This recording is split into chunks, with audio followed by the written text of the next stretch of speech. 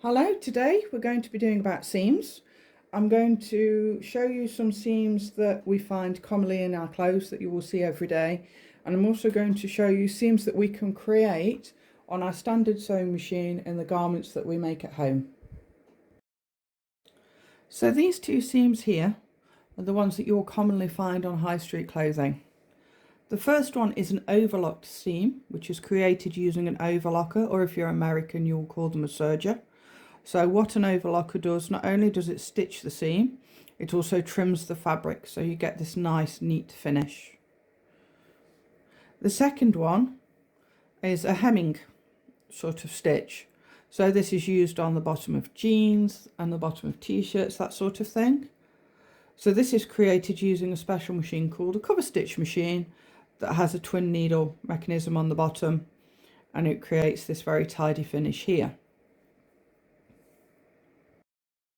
Now, because our everyday sewing machines that most of us have at home that we use, if you're watching this, I'm sure you'll use either a domestic sewing machine or a basic industrial sewing machine. They generally only have a few stitches available to you. So obviously these are specialist machines that create these stitches. So we want to reproduce something similar on our domestic machine. Now there are a number of different seams that you can do, and I will show you in this video. There's something called a French seam. I create a flat seam. I'll show you how I do the flat seam. You can create something similar to an overlocked seam using a zigzag stitch, and also I will show you how we hem the bottoms of t-shirts, trousers and that sort of thing. So the first seam that I'm going to show you how to do is how to create almost an overlock type seam, but obviously without an overlocker. So the first thing I'm going to do is I'm just going to run a normal straight seam stitch down here.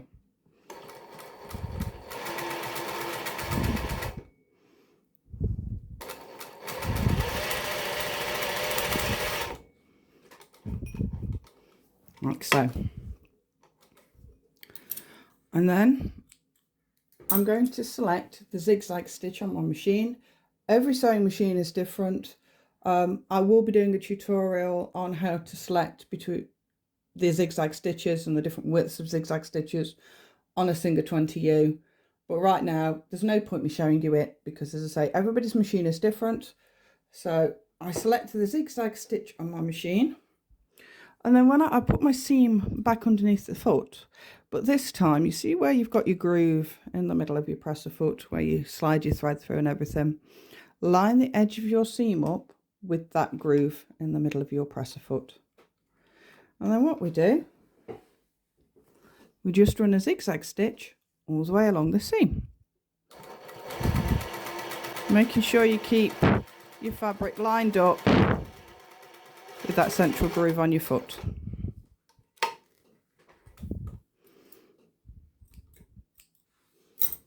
And there we have it. It's an overlocker type seam. Obviously our standard sewing machine doesn't trim the fabric away as you would find on a normal overlocker, but it does neaten the fabric. It will stop fabric from fraying and things like this.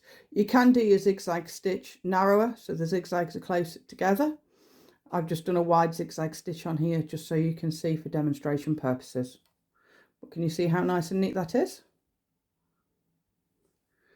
And that gives a nice finished edge to a seam on a garment. So the next seam that I'm going to do is called a French seam. So it gives a flat looking seam on a garment. So the first thing in creating a French seam that you do, is obviously as before, we select our straight stitch and we run a normal seam as we would make on a garment when we're stitching two pieces together.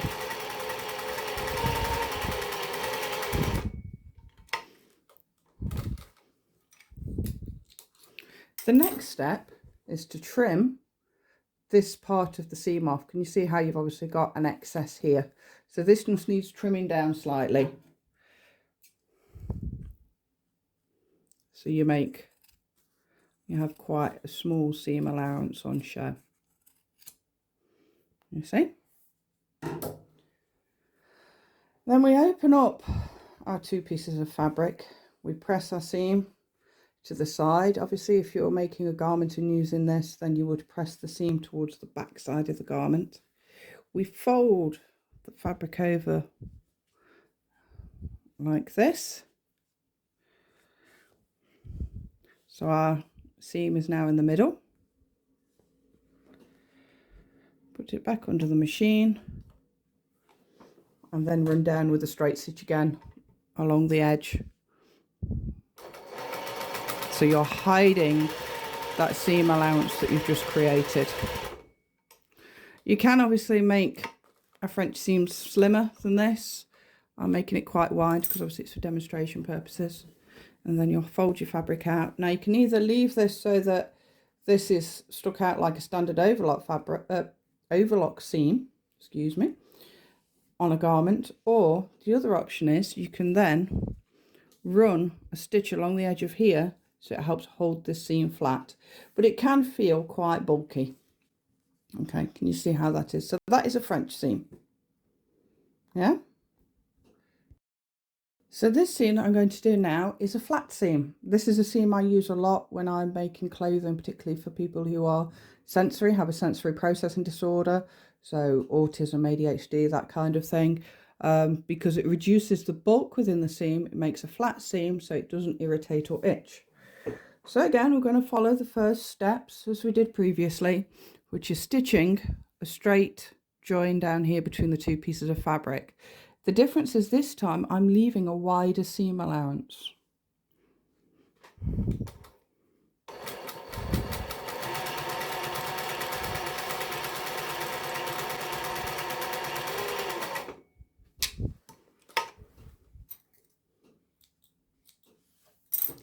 As you can see, I've got a much wider seam allowance here, so I'm going to fold this open and flatten it out nicely.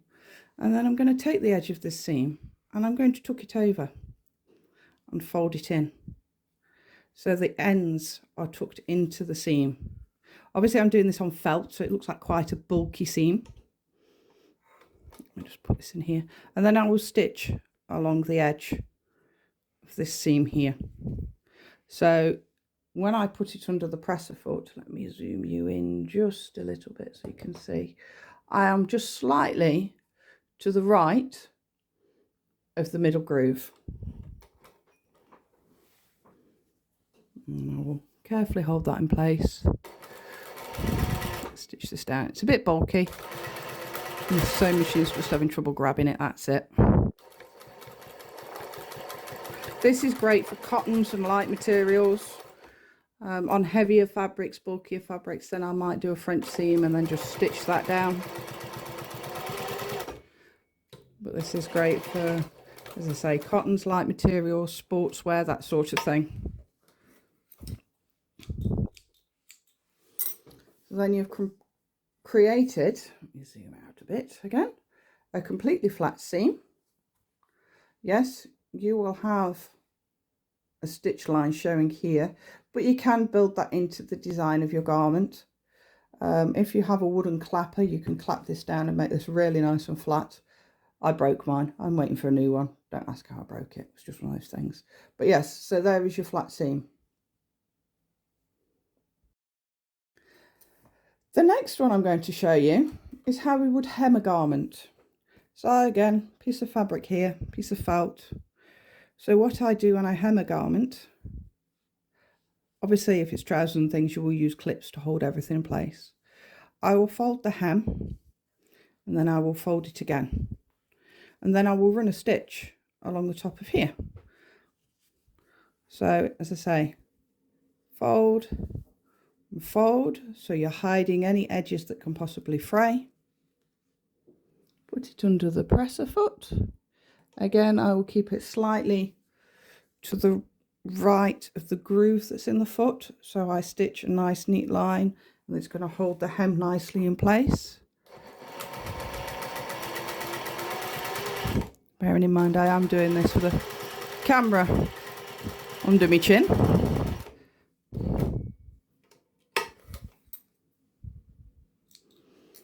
And then we have a hem finish that you could use on the bottom of a top, on a pair of jeans or trousers. And that's your hem. So thank you for watching this video on different seam types and what seam types we can create on a standard sewing machine. If you have any questions or queries, please leave a comment or send me a message. You know, I do read everything that I receive. Thank you for watching, and I hope to see you again soon. If you like this video, please like, share and subscribe, and I'll see you again soon.